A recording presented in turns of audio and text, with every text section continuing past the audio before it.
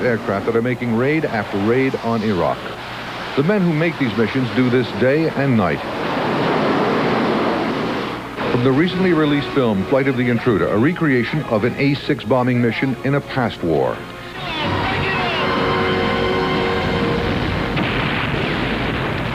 In Virginia, Oceana Naval Air Station, 2 Navy lieutenants who teach other air crews how to deliver their bombs over dangerous targets and survive to return to their carriers. For security reasons, they are only identified by their call signs, Bunny, the pilot, and Bleach, the navigator bombardier. Probably our most stressful mission is night low-level navigation through mountains or any terrain, then dropping bombs on a particular target, and that can be extremely stressful. You're talking to several hundred feet above the terrain, high speeds in excess of 400 knots. We watch some other A6s take off. We do it in good weather, we do it in bad weather. We're totally inside the cockpit on the electronic instruments, and it's a lot of crew concept, a lot of talking between each other.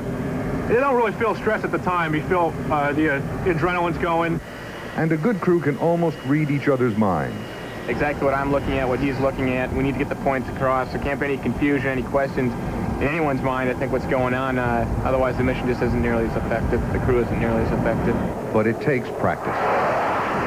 In this control room, they can simulate the same kind of targets the A6 crews are going after in Iraq.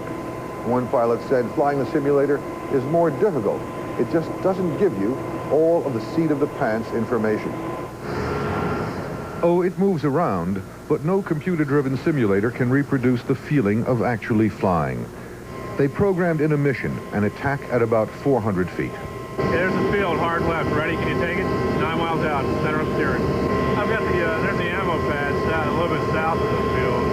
Okay, there's the runway. I'm in the target area, going into attack display. And without a word, with the pilot keeping his screen in order and his finger on a trigger, a computer makes the decision when to drop 7.5 tons of bombs. I would say an actual mission is remarkably unemotional. We stay very objective. You find if you get very emotional about things, you'll probably find that your judgment, your ability to process inputs goes down. We walked across a hangar apron that before the invasion of Kuwait was jammed with aircraft.